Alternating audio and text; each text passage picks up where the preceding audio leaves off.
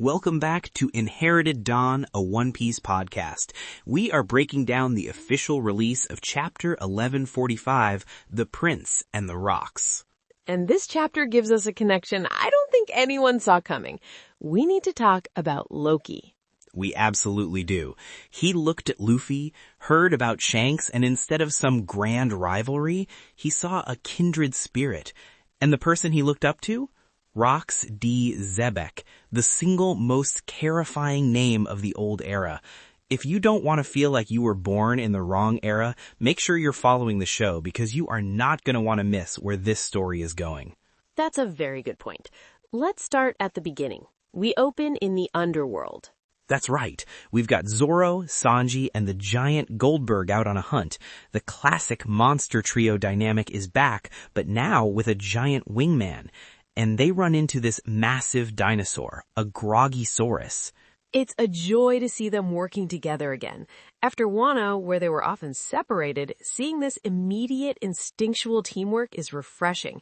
It feels like we're back to basics, but the basics have been raised to an astronomical level. You said it. And Goldberg, man, this giant is a powerhouse. The Groggysaurus lunges, mouth wide open, probably big enough to swallow the sunny whole, and Goldberg just plants his feet.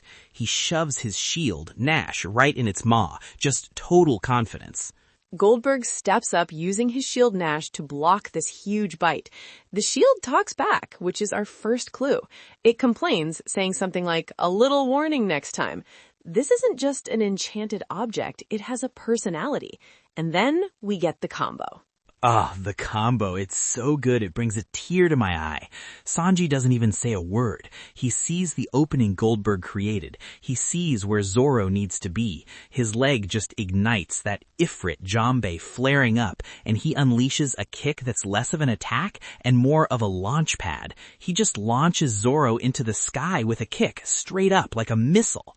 It's a perfect illustration of their dynamic. Sanji is the strategist, the one who positions the pieces on the board. He saw the trajectory, calculated the force needed, and executed it flawlessly. He is Zoro's delivery system. A flaming delivery system of destruction. Zoro becomes this green comet, his swords already drawn. He comes down with all that momentum from Sanji's kick plus gravity and just decapitates this beast in one clean slice. The paneling is just chef's kiss, one fluid motion. That is the wings of the Pirate King working in perfect sync. They don't even need to talk. Sanji knows where Zoro needs to be and just puts him there. Beautiful. They bring the kill back, and Goldberg mentions the meat is best stewed in alcohol. Sanji says he didn't bring any, but Goldberg is already a step ahead, mentioning a nearby hunting cabin with supplies. It shows the giants are prepared. They live off this land. But Zoro, always focused on the fight, asks the important question. He points his sword right at the shield and goes, "So what's its deal? Why is the shield alive?" He assumes it's a devil fruit, which is the logical jump for anyone from the blue seas. A zone fruit, probably. And this is where the lore drops, a huge one. Goldberg just casually says, "Oh, Nash? He's a homie." He says it like it's the most normal thing in the world. A homie? My first thought was, how? Did they steal one from Big Mom? But it's so much more intense than that. Goldberg reveals Nash was created when his father went on an expedition to kill Big Mom. Let's just pause on that for a moment. This wasn't a skirmish. This wasn't a territorial dispute. The giants of Elbaph sent an expedition with the express purpose of assassinating a Yonko. This completely reframes the conflict we thought was just about Loki and Lola. It's a legacy of hatred right there. His dad went to take down an emperor and came back with a piece of her power as a trophy. That is the most hardcore war prize I have ever heard of. He basically ripped a chunk of her soul out and enslaved it, and Goldberg is just casually walking around with it. It tells you so many things. First, as we said, the conflict between Elbaph and Big Mom is older and deeper than just Loki's failed wedding.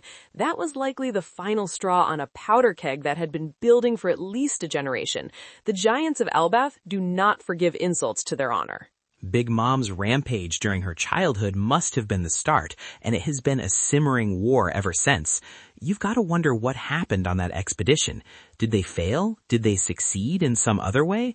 They clearly didn't kill her, but they got close enough to do this, to create a homie this powerful. Which is the second point. The power of Big Mom's soul is immense. The Soro no Mi allows her to give souls to objects, but the strength of that homie is proportional to the fragment of the soul used. For Nash to be this strong, this sentient and loyal, strong enough to block a Groggysaurus, that's top tier. I feel like it was either made from a very large piece of a powerful soul, or perhaps a piece of Big Mom's own. Exactly. And Goldberg even seems surprised to hear that another homie of that caliber, Zeus, is now serving Nami. He's like, wait, you guys have one too? It's wild. He treats his living Yonko-powered shield like it's just a normal piece of gear. It puts Nami's control over Zeus into a whole new perspective. She didn't just get a cloud. She tamed a weapon forged by an emperor, a weapon that was a part of Charlotte Lilin. Nami's control over weather is one thing, but her ability to connect with and command a being like Zeus, it shows a different kind of strength, not conquering, but befriending. It's the Straw Hat way. A super difference. The giant's dad took a piece of soul as a trophy of war. Nami turned a piece of soul into a friend and partner. Precisely. So they get back to Loki's side with the food. The other giants have a fire roaring and they get to cooking. And here comes Luffy, pure 100% unadulterated Luffy. He sees the cooked meat, sees his new friend is hurt, and immediately tries to shove a massive, steaming hot piece of massive dinosaur meat straight into Loki's mouth. No plate, no fork, just a burning hot hunk of dinosaur meat straight to the face. It's his primary instinct. Friend is hurt. Food makes people happy and strong, therefore I must apply food directly to friend. The logic is flawless if you're him.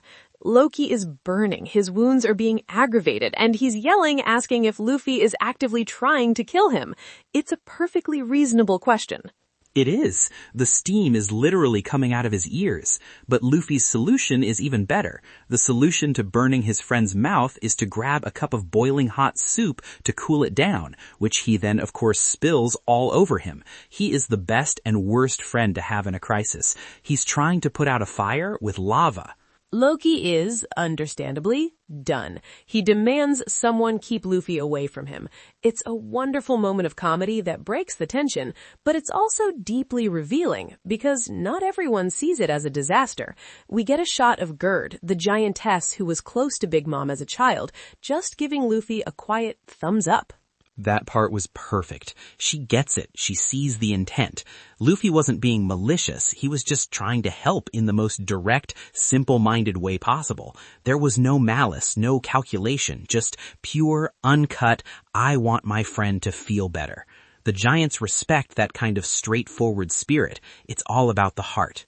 It shows why Luffy fits in so well on Elbaph. His spirit is giant. He's guileless. What you see is what you get. For a culture built on honor and straightforwardness, that is the most respectable trait a person can have.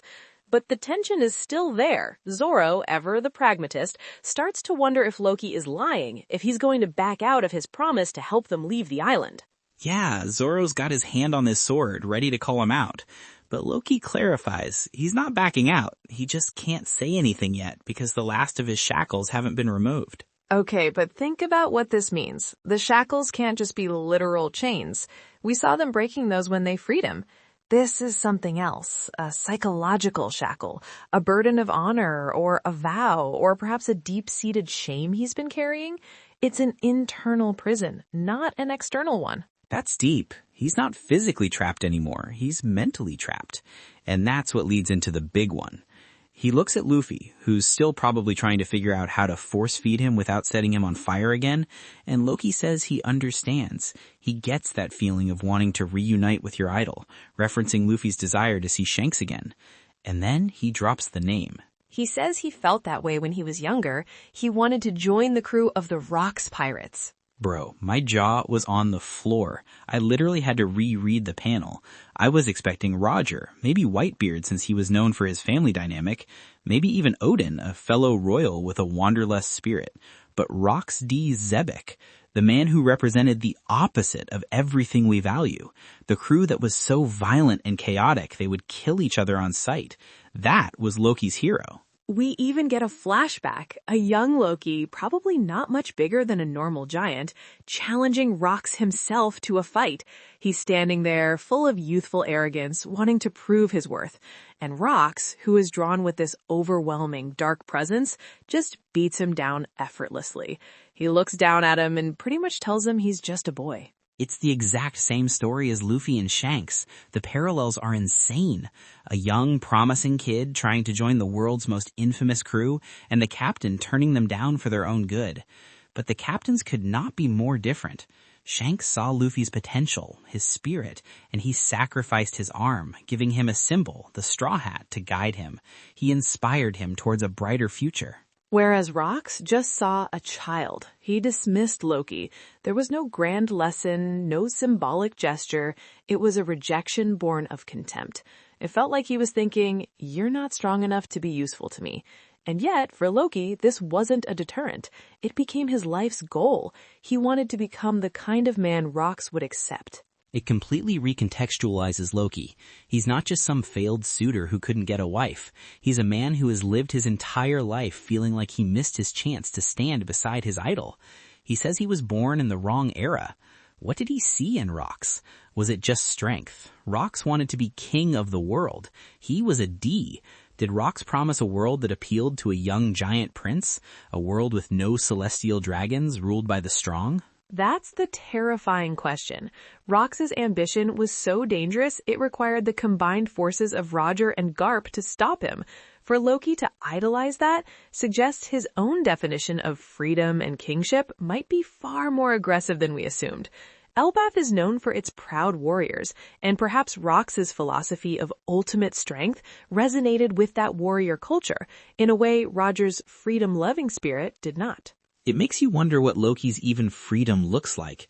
If his idol was a man who wanted to be king of the world through total domination, what does that say about Loki's own ambitions? Are we sure we want this guy as an ally? And it connects Elbaph directly to God Valley. This is a critical piece of lore. We know the Rox pirates were defeated there. We know 3 of the future Yokon were on that crew, as well as other legendary figures. But we never knew of any connection to the giants. I wonder if some of the giants fought alongside them or against them. This one flashback opens up so many questions about the history of the world. The giants might have played a role in the most significant event of the old era. My head is spinning. While all that's going on, we cut to the Sun World. Dory and Brogy are holding the line, fighting off what look like Draug and Ghost MMAs. It's absolute chaos. And they're not alone. The panel pans over, and standing there with his signature round glasses and a massive axe is Scopper Gabbin. The left hand of the Pirate King, the man, the myth, the copper legend. I knew he had to show up eventually.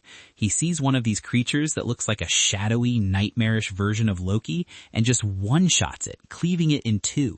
And he says he's glad they're just children's nightmares. Then he drops this line. If the kids met the real Loki, the nightmares might actually be stronger. What a line. It's such a flex, but it's also incredibly telling. Is he simply remarking on Loki's strength as a warrior prince, or is he alluding to that darker ambition we just learned about? Does Gabbin know about Loki's connection to Rox? He was there for the God Valley incident. He would know better than anyone who was on Rox's side. Oh man, that's a good point. He's not just saying Loki's a tough guy. He's saying there's a real darkness in him. But Gabbin doesn't have time to elaborate. His expression changes. He senses something. A powerful presence arriving. The Knights of God. And he delivers this incredibly chilling line. He looks towards the horizon, his face grim. If Elbaph is no longer safe, then the world is truly coming to an end. Chills. Actual chills. This is coming from a man who stood at Laugh Tale, who knows the true history, who knows what the One Piece is, who fought the world government at its strongest.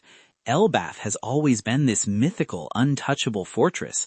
I thought even the Navy doesn't mess with it. For Gabbin, a man who has seen everything, to say its fall means the end of the world, the stakes have never been higher. The Holy Knights are no joke. That confirms Elbaph's status as a pillar of the world, not politically like the four emperors, but fundamentally. It is a bastion of the old ways, a land of giants that has stood unconquered for centuries. Its fall would be a symbolic and literal cataclysm. It means the final war has reached a place that was meant to be a sanctuary. Not at all a joke. And Loki just told us they're the ones that attacked him. So they're already on the island. This is happening now. And speaking of happening now, we cut to the firefighting scene. The giants are trying to put out this massive fire around the treasure tree atom, but it's too big. They're throwing huge buckets of water on it, but it's like spitting on a bonfire. They can't control it. And the hypnotized children are just walking straight towards the flames, in a trance. Jaguar D. Saul is there, fresh from his own fight, and he's screaming at the firefighters to hurry. You can feel the panic in his voice. He's desperate. The villains, Gunko and Sommers, are just watching from a distance. Sommers asks if the children will wake up when they start to burn, and Gunko says, with a smile, that they'll wake up, cry for their parents, and then turn to ash. Sommers just laughs. That's just pure evil. There's no grand philosophy there. No tragic backstory is going to justify that. It's just cruelty for the sake of cruelty. It makes my blood boil. It's the kind of villainy that makes you want to see Luffy just completely flatten them. And the firefighters fail. Their efforts are useless. The children are at the edge of the flames. Jaguar is running, using his massive strides to try to get to them, but he's not going to make it. The whole scene feels like it's over. Utterly hopeless. And then a shadow falls over the fire. A huge mass of sea clouds just materializes out of nowhere, blotting out the moonlight. It comes crashing down like a tidal wave from the sky, dousing the entire blaze in an instant. A huge plume of steam erupts, and the fire is just gone. The kids are safe, sputtering and confused but alive. The giants are stunned, thinking their own firefighter somehow pulled off a miracle. But we know better. We see him, just for a moment, a silhouette against the moon.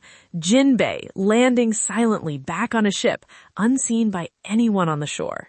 Jinbe, the Knight of the Sea. That's how a helmsman steers the crew away from disaster. He wasn't even on the island. He saw the problem from the ship, solved it with his own unique power, and slipped away without a trace. He didn't need any applause or thanks. He just did what needed to be done.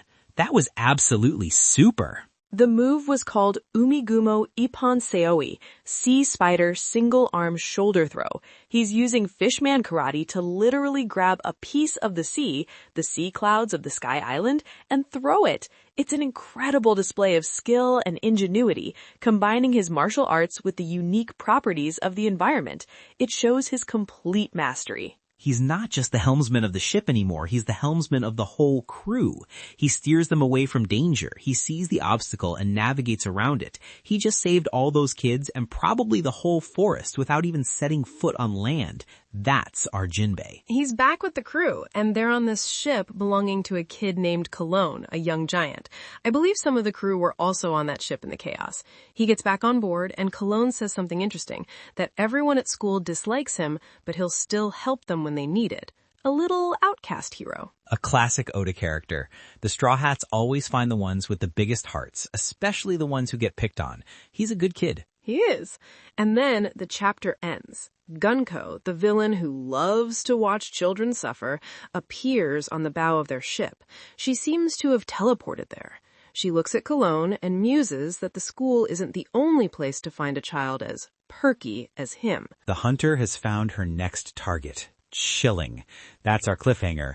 A direct confrontation is about to happen on that ship, with half the Straw Hats right there. A truly dense chapter. Before we get to predictions, Oda's author comment this week was interesting. He was talking about pooping, said he thought once every 3 days was normal and was surprised people do it every day. Only Oda. Only Oda could write a chapter that redefines the history of the world with the Rocks pirates, connects Elbaph to God Valley, brings back a Roger pirate, has Jinbe throw the ocean, and then leave us with a note about his bowel movements. Never change. Never change. All right, that's the chapter. So much to chew on. If you've got a theory about why Gunko is specifically targeting Cologne, drop it in the comments below. We want to hear what you're thinking. Now, predictions for 1146. Robin, you first. Okay, prediction 1. Skapar Gaban didn't go to Elbaph to retire. He's there as a guardian. I predict he's guarding something specific left behind by Roger, or waiting for a specific person. The arrival of the Knights of God is the event he's been waiting for and dreading, and we'll see him explain his purpose to Dory and Brogy. I like that. A final mission from the Pirate King. Okay, my first prediction. The cliffhanger is Gunko on the ship. The crew on that ship is a small group of Straw Hats, and now Jinbe is there too. Next chapter is the Straw Hats versus Gunko. It's a classic setup, a villain targeting a helpless child and the Straw Hats stepping in to protect them. We're about to see what this woman can really do. My second prediction concerns Gunko's abilities. Gaban called the monsters children's nightmares. Gunko's looking for a perky child. I believe her devil fruit power is tied to imagination, specifically the fears and dreams of children. She draws power from them or manifests their nightmares. Cologne, with his strong spirit, is a particularly potent source for her. Ooh, that's dark, and it fits. For my second prediction, I'm going back to Loki. He said he won't talk until his last shackle is removed. My prediction is that shackle isn't a thing, it's a person. He has to defeat one of the Knights of God, maybe the one who beat him, or save a specific giant to feel truly free from the shame of his past. The key to unlocking his story is an act of valor. Atonement. That makes sense. My final prediction, then, is about the Knights of God. We know one of them looks like Shanks. Loki was just attacked by them. I predict in the next chapter, either through Loki or Gaban, we will get the name drop. Figureland. We'll learn the Shanks look-alike is from the Figureland family, finally connecting the dots between Shanks, his lineage, and his status with the world government. Bro, that would be a world shaker. My final thought ties into that. Loki idolized Rox. The Knights of God serve the celestial dragons. Rox's biggest enemy was the celestial dragons, and their champion, Garp. I predict Loki's fight is with the Knights of God because they represent the system that destroyed his idol. His personal battle is a microcosm of the God Valley incident. He's trying to win the fight he felt he missed out on all those years ago.